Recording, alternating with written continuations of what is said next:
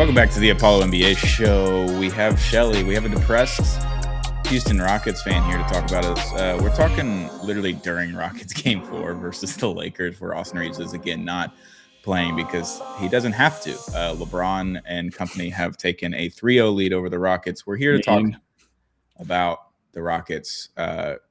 Collapse, disjointed things are going on, discombobulation, refusal to take ownership from a certain position on this team. A superstar player that you traded for just like not showing up at all for Game 3 at home, by the way, not on the road, like at home, even though he's and I'm just as confused as everybody else. Shelly, as a Rockets fan, do we start with Ime? Do we start with the play on the court, or do we start with KD?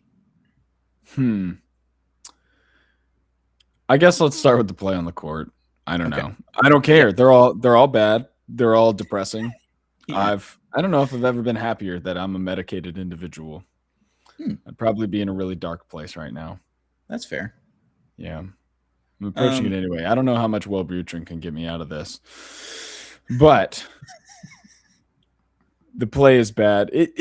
I mean, what part of the play do you want to talk about? If we're just going Game 3 in the end of the game where Reed makes the aggressive play, that's obviously the wrong play, and it's the ball poked out from behind him, and then LeBron makes the most like pump fake, stupid, just like most annoying possible 3 to tie the game. Or maybe, what was it, like right before that, whenever Jabari floats the ball in the air.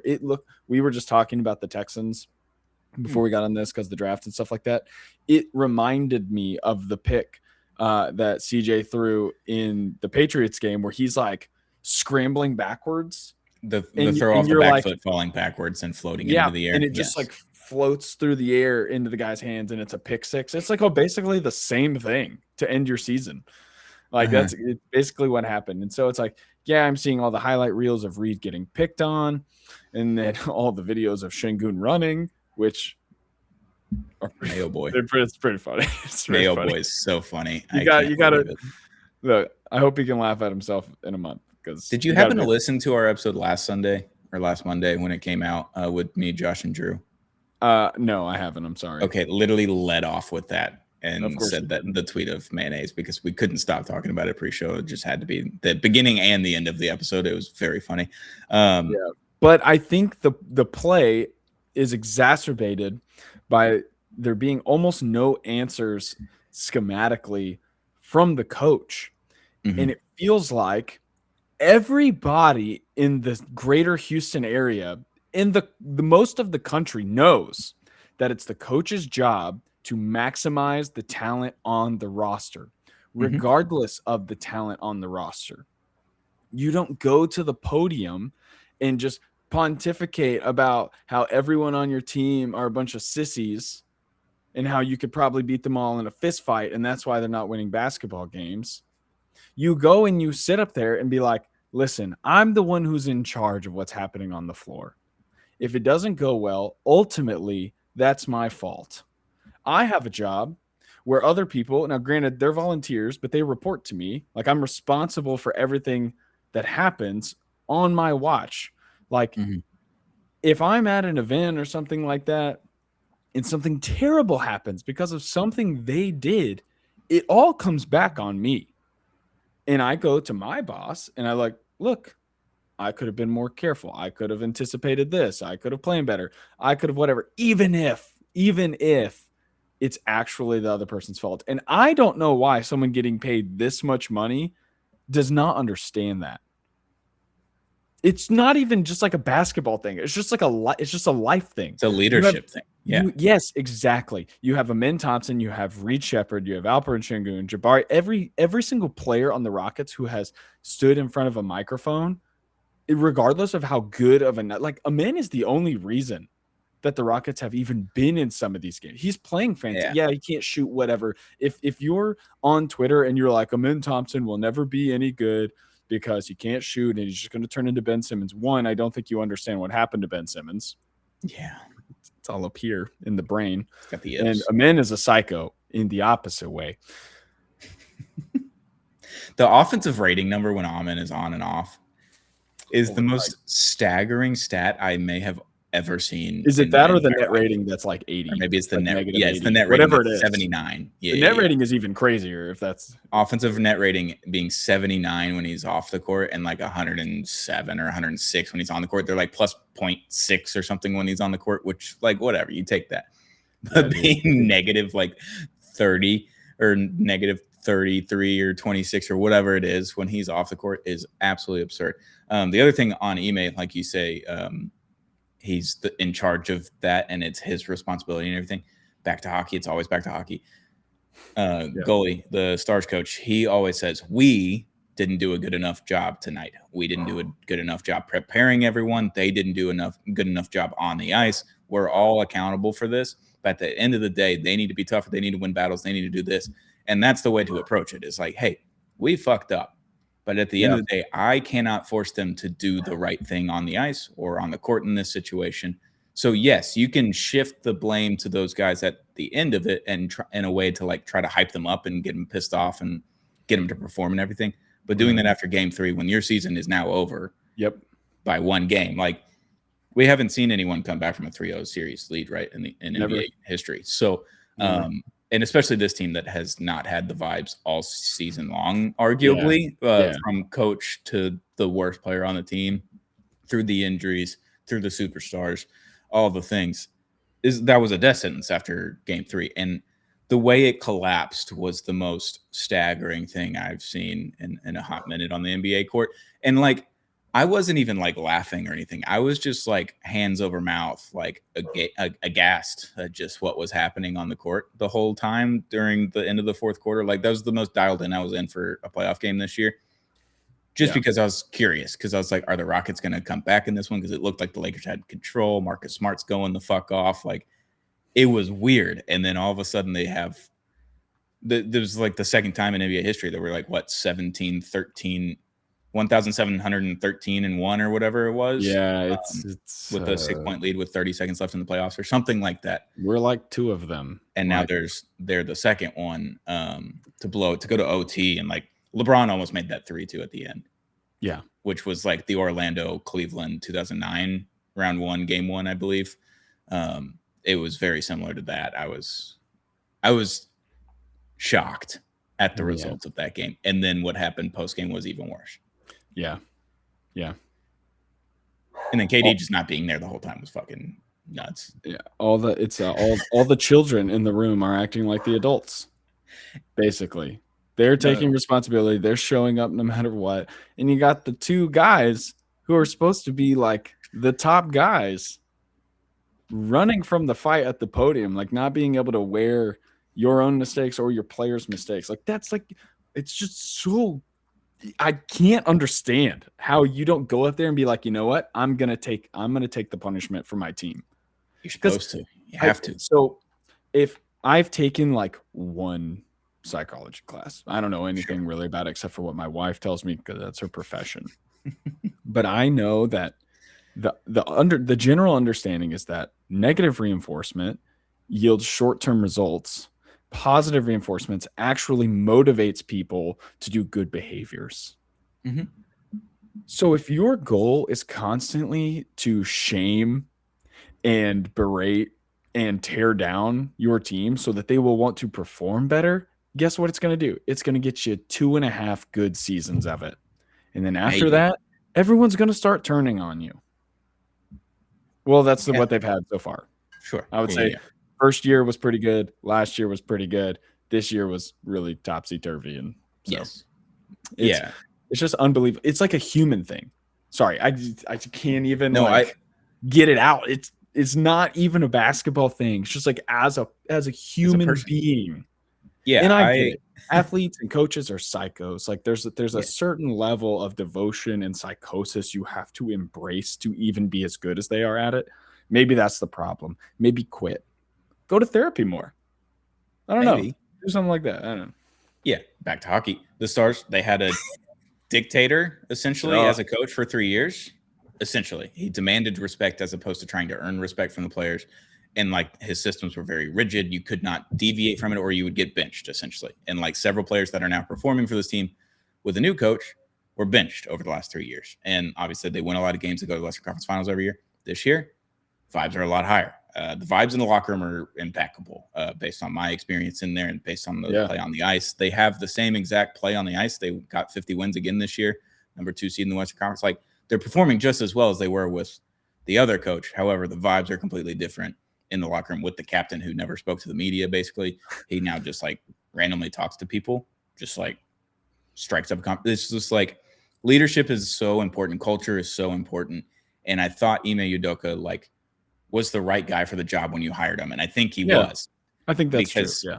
You came in with a very unstructured, undisciplined type of team, basically, with the young Jabari, Jalen, and all that kind of stuff.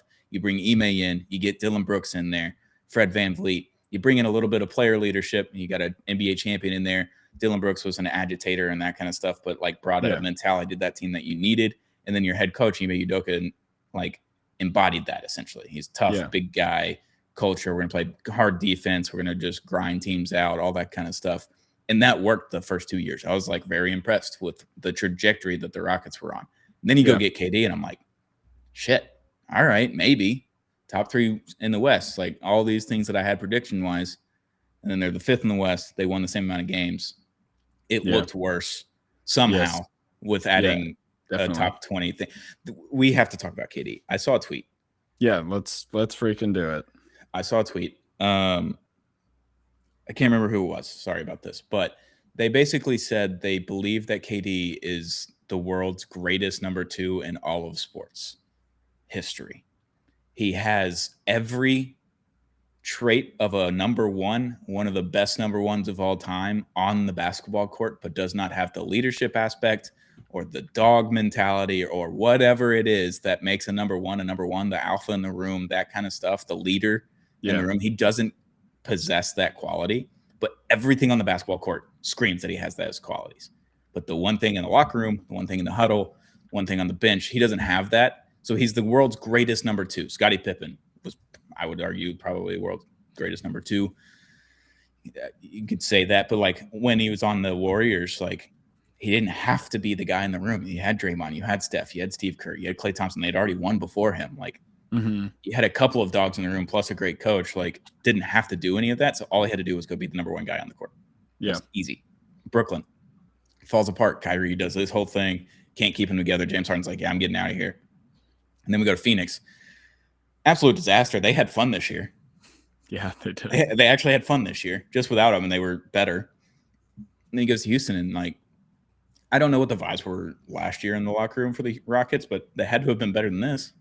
Like, this is damning on KD's, like, resume, but just becoming crazily not overrated, but somehow overrated in the discussion of, like, the pantheon, the greats, and all that kind of stuff. Like, I like the dog mentality. I like the leadership aspect and all that kind of stuff. And then the more you look at KD's resume, it's just like, where was that the entire time? And that's okay if that's not who he is.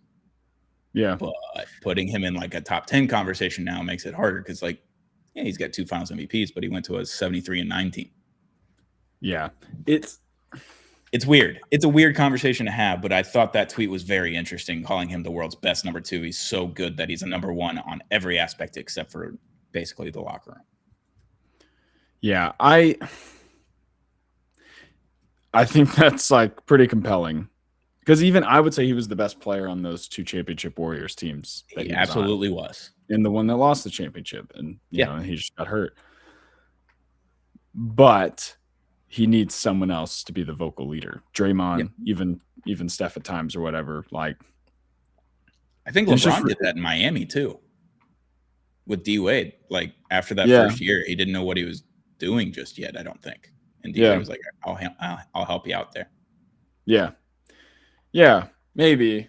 The difference is, him and LeBron are just not even remotely close. No.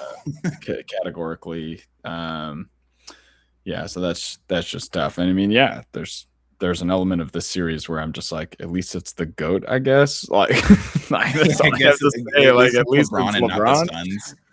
Yeah, so it's just, man, it's so incredibly disappointing. I really wanted to. I talked myself into the KD trade whenever it felt like it was just going to happen. Even given what we gave up when I thought we probably could have given up a little less, player wise or something like that.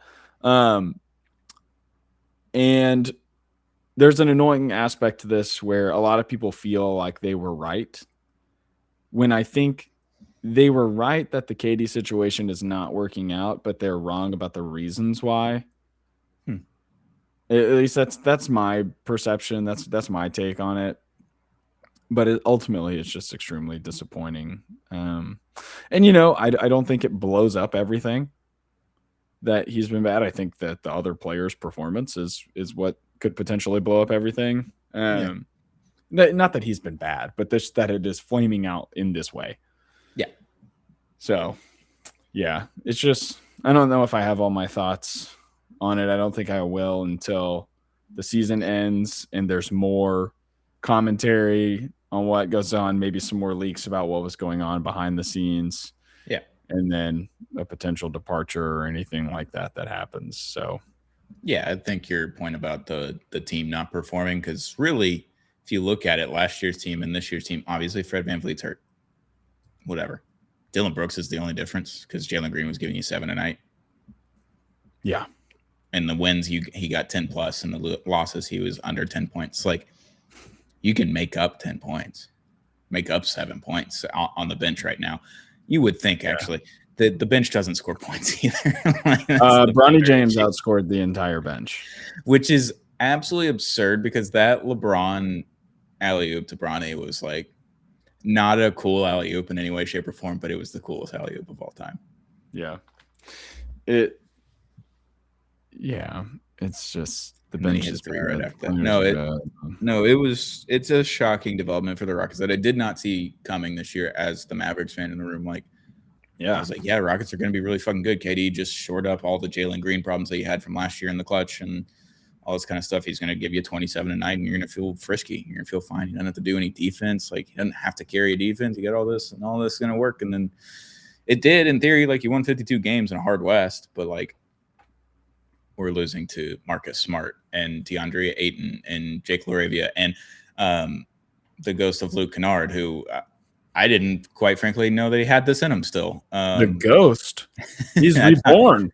I know he's been resurrected. He's right back in it. No, Marcus Smart and Luke Kennard just going off is crazy to me. Marcus Smart just shooting, what is he averaging, 20, 10, and 8 right now in the series or something like that? Something absolute, or 28, 6, and 8 or something like that. Something absurd on really good shooting. He's making threes like whenever he wants. It's all crazy to me. It just doesn't make any sense. That's where I'm at with the Rockets. And we just 20 minutes. Did you watch the 2018-2019 Warriors Rockets series closely at all? Yeah, I was pretty dialed. Yeah, Warriors win the first 2 games, Rockets win the next 2 games. Yeah. And then let's see, I guess Warriors win the next game in Golden State. And then in game 6, the Rockets are making it close. It's going a lot back and forth. And then they give up like 2 or 3 wide open threes to Iguodala. And it feels, it's not like that, but it feels similar enough to that where you're just like, this guy, this is the guy. And, Iggy, great in his own right. But we're 4 years past a finals performance that we didn't see coming. Hitting the dagger threes is like, that's not supposed to happen. But yeah. Bronny's out there scoring 5 on 2 possessions. Yeah.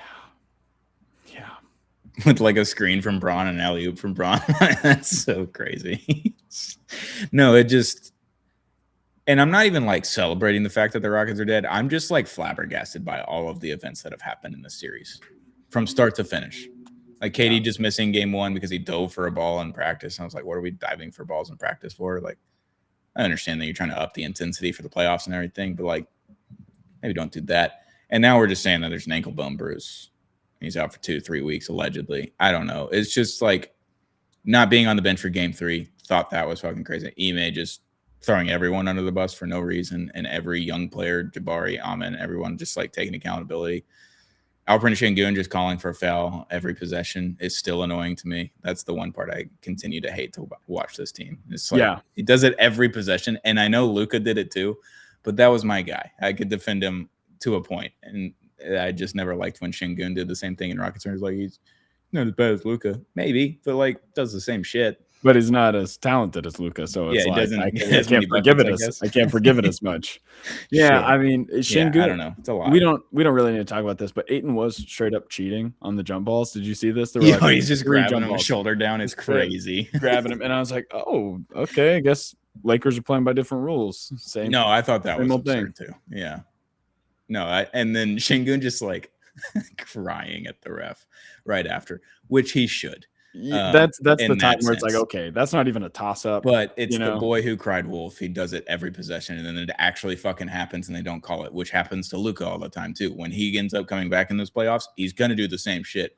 Eventually, he's gonna get his calls. But Şengün, yeah, that's a tough look too. It's just like getting bodied. I'd rather be early on a jump than late. He was a little bit late, and then Ayton's just putting a hand on his shoulders, like, you're not even jumping, pal. That was crazy. I saw it too. I was like, we're just allowing that to happen. Like, welcome to playoff basketball, I guess. We're getting more physical. Sure. Why not? I guess. I don't know. Şengün's he's annoying to me. That's my issue. I have a bias towards him. Listen. The mayonnaise tweet. It's annoying. The mayonnaise tweet, man. All right. We don't have to talk about them anymore. I'll save your piece. Thanks. Listen, let me say one last thing. Yeah. Amen Thompson, I can stay forever. Sure. Reed Shepherd, I still believe that the defense can be compensated for. Got time. Because the stocks and what he provides offensively, even though he's not shooting well, I get it. It. So those two guys can stay. I'm not joking. Şengün is good. I'm not trying to say Şengün's not good. I'm not trying to. Yeah. I can just feel the Turkish fans and Rockets Twitter creeping up somewhere. They don't care about me, but they're probably out there somewhere. They'll find this. He can go, man. He can go. Go be insanely good somewhere else. Like, if it happens, it happens, and I will not be that upset by it. Anyway. Yeah. We got to talk about the Wolves. We got to talk about Jaden McDaniels. We got to talk about Io, the GOAT. Io's just incredible. 43-4 and 1. Like, dude, on what is it? 75% shooting. Like, good for freaking him, man.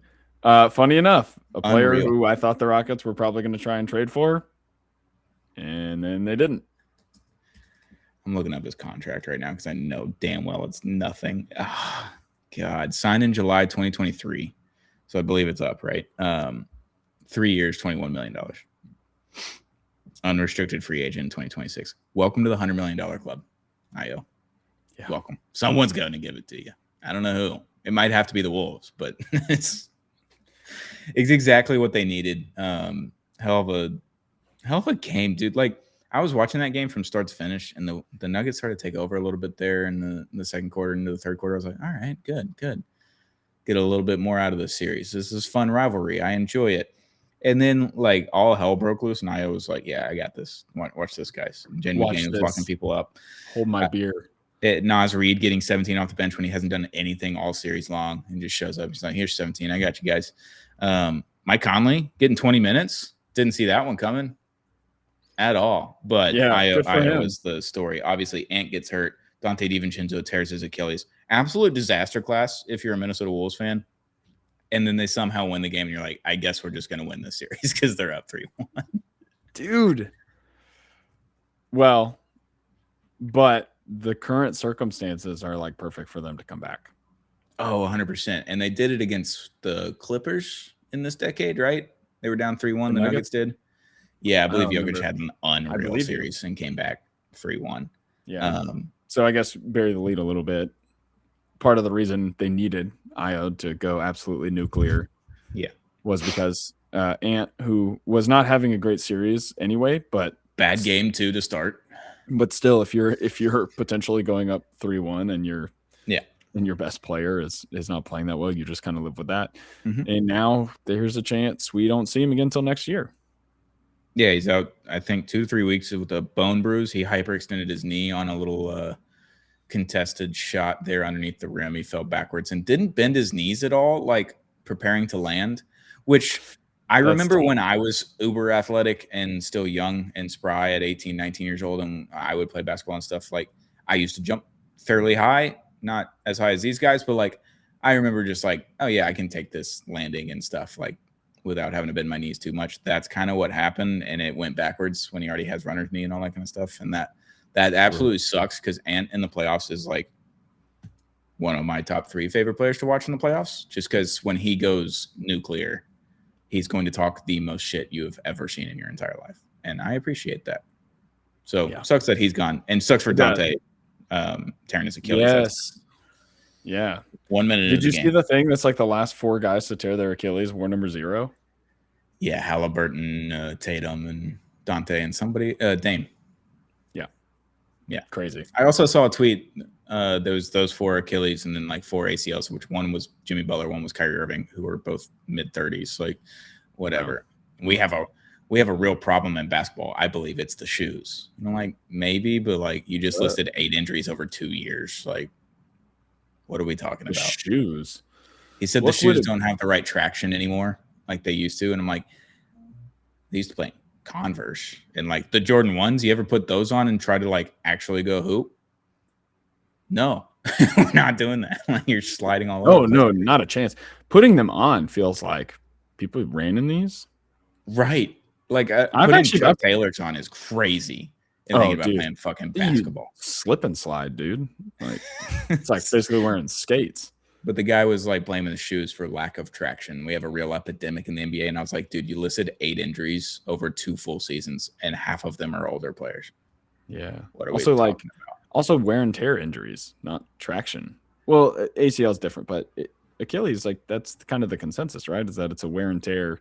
It's a wear and tear thing because like I saw a study that muscles are like so like professional athletes' muscles nowadays are so much like better but more susceptible to injuries than they were in the past because you're so like primed, you're eating so clean and all that kind of stuff. Like it's not meant to take so much hurt or whatever, so you don't have like scar tissue and all the shit because you're getting massages daily, you're going to the trainer and all that kind of stuff. Like your body's like so peak performance that these injuries start to happen more because like you almost never saw torn ACLs in the NFL and the NBA like back in the day. Like it rarely happened. Like I know Bernard King happened like when he was 28 years old and he was leading the league in the NBA or leading the NBA in points and all that kind of stuff. But like there's like 1 or 2 a year, and now you see like 3 or 4 a year, 5 or 6 a year. Like you can see a lot of ACLs go.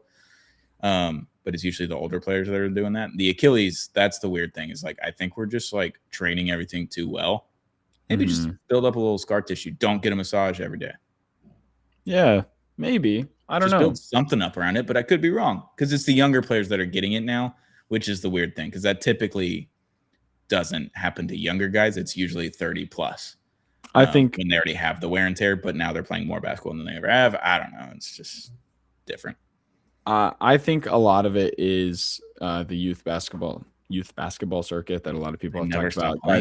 Guys are playing more basketball than they ever have up until the time that they get to the NBA, and it's just tearing their bodies down and stuff like that. Every Alabama running back that ever got to the NFL, their bodies just wear down. Just like already had 400 carries a year for 3 straight years, and then they get to the NFL, and they're just like, yeah, I got nothing left except for Derrick Henry.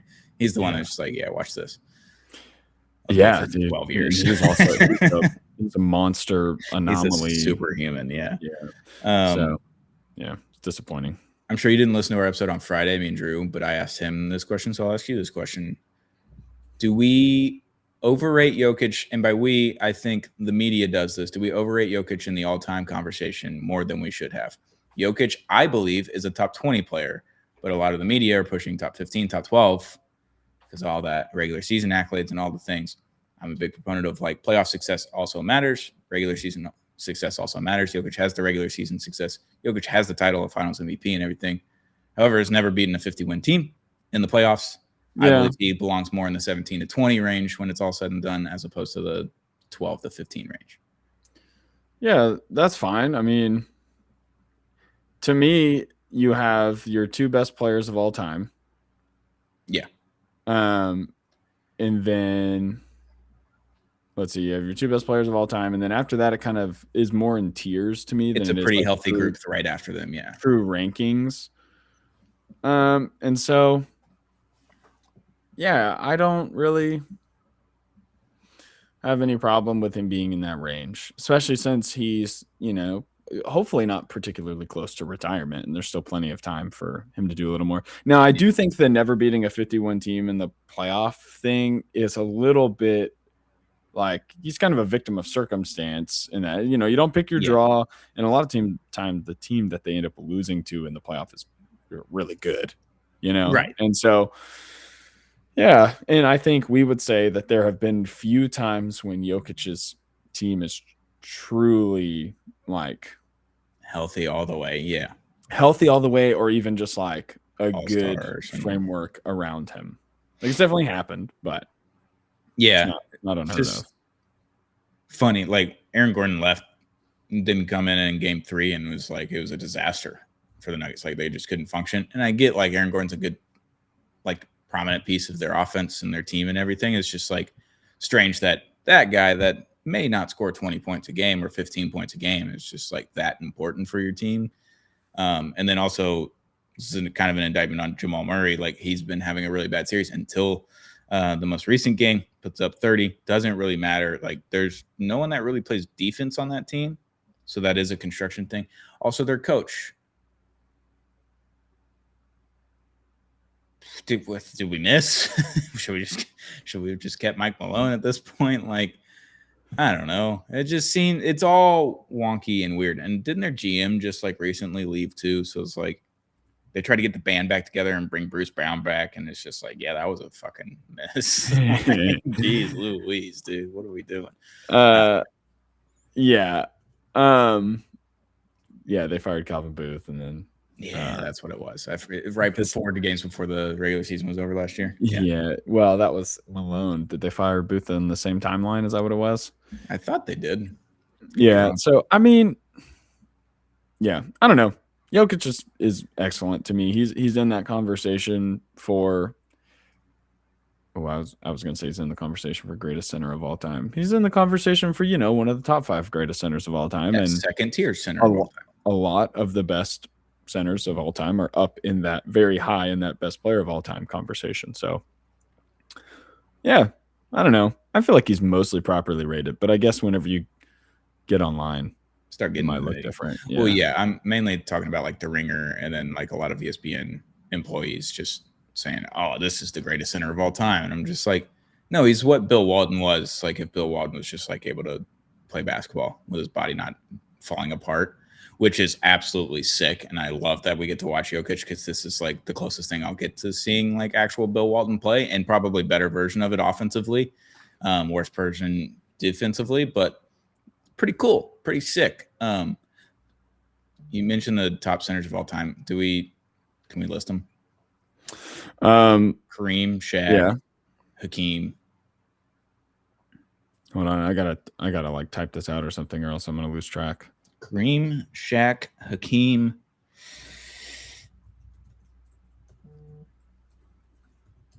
Tim Duncan's a power forward. Tim Duncan's like a power forward, listed a power forward, actually a center for several years, but they never actually did that. Is it just those 3? Am I missing somebody? Like David Robinson? No, probably not. I don't think he's as good as those guys, but he is very good. So, yeah, but like I feel like Jokic is better than Robinson.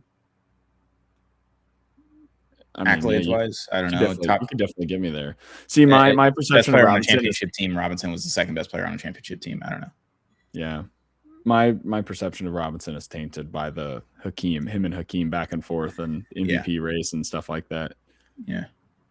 I don't know if there's any other top centers of all time. Let's do a little Google. Let's see.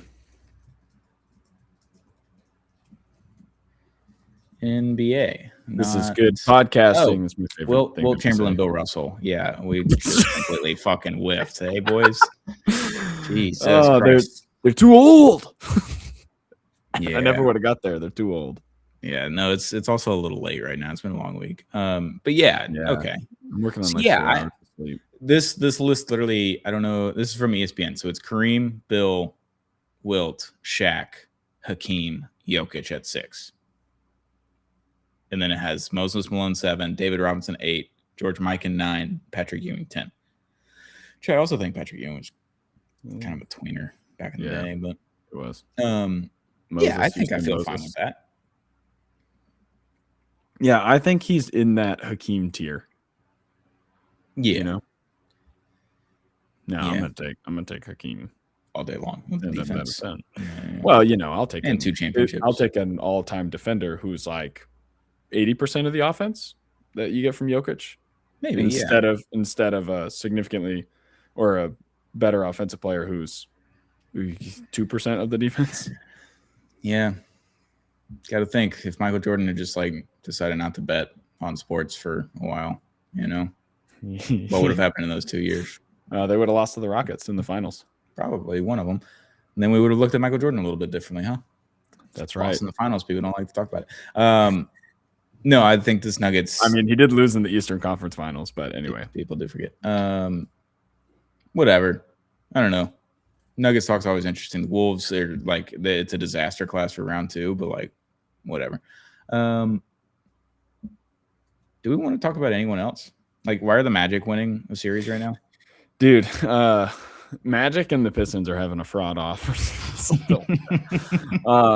Paolo's funny, man. All season long, we're like, I don't know if he's any good. Yeah, we were literally talking in the group chat. It's like, would you rather, like, is Cooper Flag better than Paolo right now? Oh, well, he had like one good month at that point, which at that point, I think we're still on that consensus, but like, yeah, very funny that we were having that conversation and now Paolo's like, hey, watch this, Pistons, #1 seed. Yeah, dude, and he's playing so good. Cade, you know, coming in a little banged up. That's definitely something because he's 100% so vital to what they're trying to do on the offensive side of the floor. But they got to figure out. Team wins 60. They got to figure out what's going on with the pieces that they have, like surrounding Cade. Yeah, a star, great, keep him, lock it in. But like some of these guys who you have to just come in and be pests, it's like you can find that somewhere else. You know, refill that position with someone who can shoot or something like that. Like, how many Isaiah Stewarts do you need? None, honestly. Like, one is plenty. Yeah, one is more than enough, actually. Jalen Duren just like kind of not being good this series is a detriment. Yep, that'll do it. Lights too bright.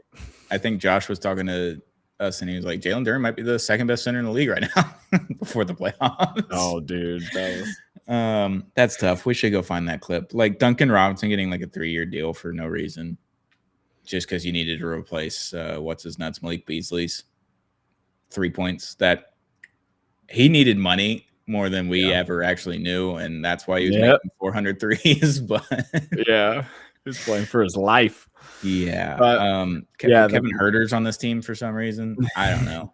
It's like, what are we doing? Yeah. Magic Pistons is weird. I could totally see the Pistons just winning the next 3 games. You know, like I wouldn't be that surprised. But honestly, like give Paolo his flowers. Shout out Paolo. Yeah. You're playing well. Good job. Proving a lot of people wrong. I guess if you're gonna play poorly and look awful for long stretches of the regular season and be super confusing, and then you're just going to show up in the playoffs and upset the 1 seed, fine. Sure. Absolutely blow the doors off of the play-in. And then, do you think Paolo would be angry because then Mosley gets to keep his job if they win the series? Well, the rumors were that he was getting fired no matter what. But if you win a series, he's #1 seed as the 8 seed, a 60-win team. I don't know, man. I don't know if you can fire the guy. And I don't know if it's his reason, if he's the reason that the boys have rallied. He might be the reason that the boys have rallied, actually, in the end. They might have had a players' meeting and be like, hey, fuck this guy. Let's just go win it and still fire him afterwards because it'd be way funnier that way. Yeah. Very possible. It is possible. But, yeah, that series is kind of weird. That series is weird. The Thunder series is the least weird possible. Makes the most sense. Did you see what Shea said after some play last night? I don't need that. I don't need it. You're like free throws, and everyone watching is like, exactly. That's the problem. Like, I would enjoy an OKC game if that was the case.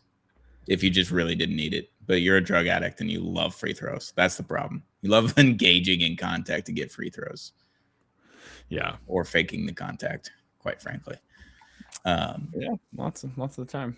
Yeah, I hate it for the Suns because if they had just won the play-in game, we're playing the Spurs right now, and the Spurs, like, not shaky against the Trailblazers, but like beatable. And like the Suns and the Spurs had a really fun regular season this year, split the series 2-2. Each game was pretty tight, except for one, I believe. Thought that was a fun series that we were going to have, and the Suns just shit the bed in the first play-in game, and we don't get that. Shout out to Trailblazers. You want to take a guess at what the score is? 6:35 left in the second quarter right now. Rockets Lakers. Yeah. 40-29 Rockets. That's unbelievably close. 37-28. Oh, dude, I did see it probably like five minutes ago. So I had I don't know if it's updated since then, but that's what it's at. 37-28 is what I'm seeing. Yeah, 37-28. That's funny. Nice. Raptors Cavs. Just absolutely disgusting. If my math is right, whenever I checked it earlier, no one had passed 50 points as an individual team until 6 minutes left in the third quarter. They were struggling to break 30 in the first half. Just nasty. Just absolutely gross. I thought Cleveland was going to sweep Toronto. Yeah, I was feeling pretty comfortable in that. Is this like the most damning evidence that James Harden likes to go out in every city to nightclubs and things? Because Toronto, apparently Toronto is one of everyone's favorite cities in the NBA, and he had more turnovers than made field goals, I believe, in the first game. This game. Yeah, it's very funny that in Cleveland they were just like dialed. Just dialed, and they go to Toronto and just have too much fun off the court. Yeah. It is funny. But hey, I think Toronto has some good stuff going, and I think they have a really good coach, or at least a pretty good coach. And so it's not just Darko. It's not just Harden laying an egg. No, this is. I'm looking at the box score right now. It's the most 2008 box score you've ever seen in your life. Brandon Ingram 6 of 23, Scotty Barnes 6 of 15, RJ Barrett 8 of 22. God, PU. I can't believe they won these two games. That's incredible. I traded RJ Barrett, or I traded Brandon Ingram in their group chat, and I was like, where does he go? After the first two games, because he looked like the most disinterested person of all time. And then he gets it back to Toronto, and he's like, yeah, I don't really like when we're home because my girl annoys me. So I try to go to another room. Did you not see that on it, like in his actual press conference? I thought that was fucking wild. And now he's like, here's 23 on 23 shots. +1 though. That's all that mattered. Yeah. God, that game stinks. Yeah, that's just absolutely disgusting. And then, hey, the Celtics, big news. Embiid is back. Apparently doesn't matter at all. Literally actually hurt them. They didn't score 100 points. Won by 32. I didn't watch a second of that game today. I missed it too. I'm kind of excited to go back and see what happened. But take a guess at how many shots Embiid took and how many shots the second most shots were taken on the Sixers. I'm going to guess Embiid took, let's see, he scored 26. I'm going to guess he took 25 shots. 21. Dang, okay. Tyrese Maxey scored 22 points. How many shots did he take? 22. 8. 14. No, that's ridiculous. I was thinking he made 8. How many did he make? 7. Yeah. Oh, hey, that was pretty good. Pretty dope. And then Paul George took 13 shots and was 6 of 13, just under 50%. So, Embiid was like, hey, watch this, guys. He was a -25 today. Jason Tatum also just being a power forward now. Can rebound. Like a motherfucker. Yeah, I love it. I like Tatum so much. I can't believe you hate him. Yeah, I don't know. I mean, I don't want to. I might start to like him. I don't know. Yeah, I don't care about him when he has a mic in front of him, but when he's playing basketball, it's pretty exciting stuff for me. I think the mic has overtaken my ability to look at him as a basketball player. That's it happens. Yeah, can't win them all. Knicks tied up the series against Atlanta. We talked about Atlanta and the Knicks on Friday's episode a lot. This one didn't watch, quite frankly. Did you watch any of the games that happened today or the past 2 days? Mm-hmm. I was at a wedding all day yesterday, so I watched yesterday's. all of Nuggets Timberwolves last night. I was reading, but I was also watching and listening. It's great. And then I watched a good bit of the Spurs Trailblazers today. A large bit, like starting in the second quarter. And I watched the rest of the game. While also watching Mississippi State. Dual screen action on ESPN. That was great. Hey. ESPN's app stinks to high heavens, but they've got the fucking multi-view down. Let me tell you. Never used it until today. Multi-view rules because you can choose what games you put in there, unlike YouTube TV where they're just like, here's 4 random channels with the one game that you wanted. It's ridiculous. Yeah. It is pretty good. I don't have it, but I've been around other people who have it. So. Sure. Yeah, you want to talk about most of Friday? You want to talk about the upcoming games before we get out of here? Sure, we can do that. Yeah, so Rockets, Lakers going on right now. Hopefully, I mean, I would not mind losing, just putting me out of my misery. I know I'm usually that's the most loser mentality thing. I hate that I'm saying it, but at this point, it's just like my piece is worth more than my fandom. Just going on for another 3 more days. Mm-hmm. Pistons Magic tomorrow, 2-1 in Orlando again. Pivotal. Who can say? Pivotal game 4. Game 4. Thunder Suns. That's the only one of these 3 that I feel really confident about how it's going to end. I think that series is over. Yeah. Maybe OKC gets caught sleeping, but I think it's over. I think they are pretty good at smelling blood in the water. I do think Memphis had them in the game 4 last year, and then they killed Ja. They killed Ja. They figured him out. Yeah, they killed him. They took him out of the court and just broke his hip in the third quarter, and then OKC proceeded to come back from like 20-something points down. So that could happen again. Devin Booker, watch your 6, buddy. Like if you're up 20 at any point in this game. Yeah. Wolves Nuggets. This game's going to the Nuggets unless Io just goes for another 45, which he might. Yeah, I think the series. I'm really worried about. The Nuggets it could be a real problem. Walking them down. And who knows? It's the IO. There are guys. Yeah, IO. I mean, Jade McDaniels can just get hot randomly. Like Nas showed up finally. Yeah. Who knows? Also, Rudy Gobert. Good. Still a good defender. Turns out. I've been saying it. You guys have made fun of me a little bit. I think he's getting underrated. I think the first month of the season, Rudy Gobert had like the worst month that you could possibly have offensively, defensively. It was like slow, his center blocks his feet, all these things. And then all of a sudden he was just like, hey, I'm good again. I'm like, oh, okay, sure. I've been talking about Rudy all playoffs so far. It's like, Rudy looks fucking good, man. Rudy, we love Rudy. Who doesn't like Rudy? I hate that guy. But yeah, I think the Nuggets take this game at least on Monday night, and then we'll have to wait and see. Tuesday night, Celtics should just take care of business. Get the fuck out of here. Hawks Knicks in New York, Madison Square Garden, 7 o'clock, 8 o'clock New York time. Yeah. Cinema. No idea. There's absolutely no way to predict what's going to happen this game. No, it could be another collapse. It could be another CJ game. It could just be a Jalen Brunson game. It could be a perfect game. Perfect Tuesday night game though. It's at 7 o'clock, so you get to, you get to eat dinner. You get to start putting the kids down or whatever. Maybe you missed the first quarter, or something, and then you can just go and sit down, watch it on Peacock, and just enjoy the nastiest, ugly, probably pretty fun game at MSG. Yeah, and then go to bed before you have to watch Spurs game. The Spurs beat the Blazers. Yeah, I have a problem with this Hawks Knicks game. I wish it was Wednesday. For my sake, because I'll be at the Stars game at the exact same time covering them in the press box. So I will have it on another screen as long as the Stars Wi-Fi works, which now that the press box is completely packed out, every chair is taken because it's playoffs. Odds are I won't be able to put that on. So I might just put it on my phone. I need to bring a charger. And then, San Antonio at home with a chance to win the series. There's no way they lose that one. Yeah. No way. That's where I'm at. Yeah. All right, well, I think it's been a relatively fun playoff so far.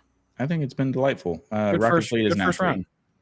Yeah, nothing can surprise me. We're heading towards death. I'm gonna go read Lord of the Rings. Yeah, I'm gonna go finish my fantasy football dynasty draft. 8 hours a pick. Jordan Tyson just fell to me at pick 6. So, are you on the clock? No, you want to hear something that crazy that happened. This is for everyone listening. You get to tune in to what's going on behind the scenes of GM Sheldon in his fantasy league. So I had the 2nd pick, the 6th pick, and the 10th pick. I can't say what my plan. Well, I guess I can, because hopefully I will have made all those picks by the time this episode comes out. I traded back from pick 2 to take Carnell Tate. Really excited about that. I hope the Titans lose every game, but I hope that he's, catching 10 passes a game. And then I'm just praying that someone at pick 4 or 5 will trade with me one of my later round picks that I don't need, so I can get Tyson and just not have to think about it. Neither of them text me back. Guy who has 4 takes Mekhi Lemon. Thank God, didn't want him anyway. Then the guy who has pick 5 is driving back from a wedding, and it takes him 40 minutes before he even starts texting us back. And he's telling me, if you give me Javonte Williams, I'll give you pick 5 straight up. And I said, pass. Sure. No, thank you. Running back. We have a 12-team league, and it's dynasty. Everyone holds on to their running backs for dear life. If I give up one, I'm screwed. Naturally. So I say pass, and I'm just going to have to live with whatever happens. I think I said, let's have a conversation about it. Then the guy who drafted Jeremiah Love first overall trades Jeremiah Love and what's his name? Chris Olave to this guy for Garrett Wilson, a future 2nd, pick 6, and then like one other pick. Like, this guy just got Chris Olave and Jeremiah Love just like that. And what is this guy taking? He took Jadarian Price. So I get Jordan Tyson. Didn't have to trade anything else. So now I can dedicate it all to pick one. This is what you guys, if you guys stick around to the 50-minute mark, this is what you get to hear. Me getting lucky. And you know why? Because I didn't panic. I got offers for pick 6. I got some solid offers. Because I don't really like those players. They're good, but I don't like them. I like Jordan Tyson. Not your guy. Now, you need your guy. His knees might just like fall off the bone 100%. The moment he steps. Chris Olave and Jordan Tyson is an absolutely hilarious combination. Nightmare wide receiver rotation. New Orleans. Nightmare. But just leading them in the hospital passes. Yeah, pick 6 in this draft. I'm like, whatever, might as well. Yeah, what am I going to take? KC Concepcion so Deshaun Watson can throw? It's just like overthrow him. There's no way he ever plays another down, but he might start. Sure. That's what I wish they would do. Perfect timing. All right. That'll do it. The Apollo NBA Show. Hit that subscribe button if you haven't already on our YouTube channel at the Apollo NBA Show. Hit subscribe button on audio podcast platforms like Apple, Spotify. We also have video there on Spotify as well. Make sure to follow the NBA Nightman. That's Drew's new channel, new socials as well. He's got daily content going on all that kind of stuff. It's not Apollo related. That's just Drew related, and Drew's a part of those shows. So I wanted to give him a shout out. He's got a ton of good content on his YouTube channel. It's a lot more fun, maybe because he's more intuitive and watches the game start to finish. Doesn't miss a minute. That'll do it. For the Apollo NBA Show. Bye. Watch basketball.